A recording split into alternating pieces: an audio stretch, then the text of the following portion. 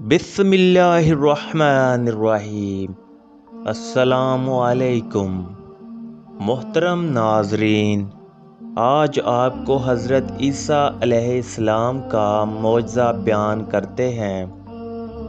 بیان کیا جاتا ہے کہ بنی اسرائیل میں ایک شخص تھا جس کی بیوی نہایت حسین تھی، جس پر وہ اسرائیلی فریفتہ تھا۔ چنانچہ جب اس عورت کا انتقال ہو گیا تو اس اسرائیلی کو بڑا قلق ہوا اور ایک مدت تک وہ اس عورت کی قبر پر بیٹھا روتا رہا۔ اتفاقاً حضرت عیسیٰ علیہ السلام کا ادھر سے گزر ہوا تو انہوں نے اس اسرائیلی کو پریشان حال دیکھ کر اس کا ثواب معلوم کیا۔ جب اسرائیلی نے اپنا واقعہ بیان کیا تو حضرت عیسیٰ علیہ السلام نے دریافت فرمایا، کیا تو چاہتا ہے کہ میں اس کو تیرے لیے زندہ کر دوں؟ اس نے عرض کیا کہ ہاں حضور، میں یہی چاہتا ہوں۔ چنانچہ جب حضرت عیسیٰ علیہ السلام نے اس قبر کے مردہ کو آواز دی تو قبر سے ایک حبشی غلام، جس کے ناک کے نتنوں، آنکھوں اور جسم کے دوسرے سراخوں سے آگ کی لپیٹیں اٹھ رہی تھیں، حضرت عیسیٰ علیہ السلام کو دیکھتے ہی غلام نے کلمہ پڑھا کہ اسرائیلی یہ دیکھ کر عرض کیا، حضور مجھ سے غلطی ہو گئی، میری بیوی کی قبر تو دوسری ہے۔ یہ سن کر حضرت عیسیٰ علیہ السلام نے حبشی کو حکم دیا کہ تم اپنی قبر میں واپس ہو جاؤ۔ چنانچہ وہ مردہ ہو کر گر گیا اور اس کی قبر کو مٹی سے چھپا دیا گیا۔ پھر حضرت عیسیٰ علیہ السلام نے اس دوسری قبر کی جانب توجہ فرمائی اور حکم دیا کہ اے صاحب قبر، اللہ کے حکم سے زندہ ہو جا۔ چنانچہ قبر پھٹی اور اس سے ایک عورت سر سے گرد جھاڑتی ہوئی باہر آ گئی، جس کو دیکھ کر اسرائیلی بولا کہ یا روح اللہ، میری بیوی یہی ہے۔ اور حضرت عیسیٰ علیہ السلام کے حکم سے وہ اسرائیلی اپنی بیوی کو ہمراہ لے کر واپس ہونے لگا، مگر عرصہ سے جاگا ہوا تھا، اس لیے اس پر نیند کا غلبہ ہو گیا، اور اس نے بیوی سے کہا کہ تیری قبر پر گریہ وزاری اور بیداری نے مجھے ہلاک کر دیا ہے، اس لیے میں چاہتا ہوں کہ کچھ دیر آرام کر لوں۔ بیوی کہنے لگی کہ ہاں، آپ آرام کر لیجئے۔ چنانچہ وہ اسرائیلی بیوی کے زانوں پر سر رکھ کے سو گیا۔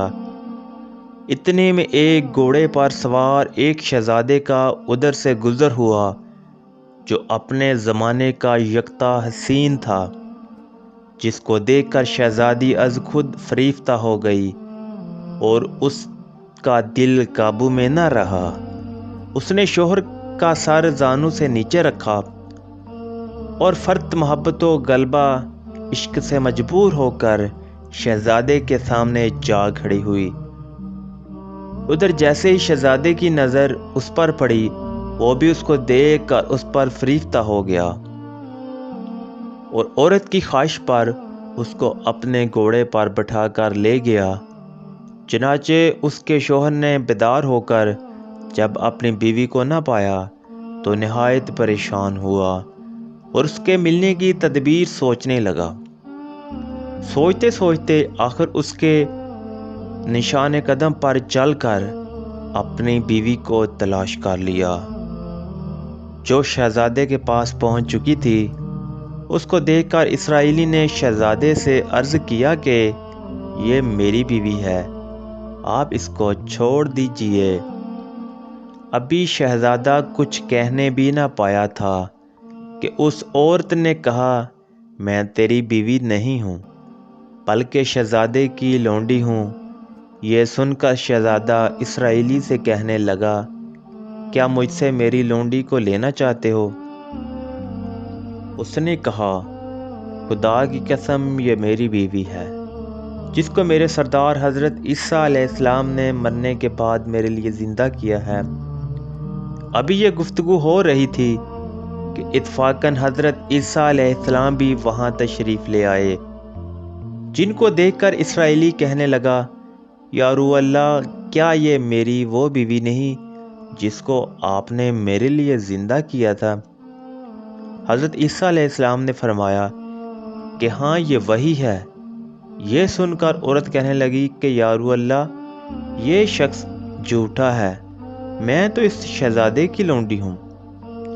حضرت عیسیٰ علیہ السلام نے فرمایا، کیا تو وہ عورت نہیں جس کو میں نے اللہ تعالیٰ کے حکم سے زندہ کیا ہے؟ عورت نے کہا، یا روح اللہ، باخدا میں وہ نہیں ہوں۔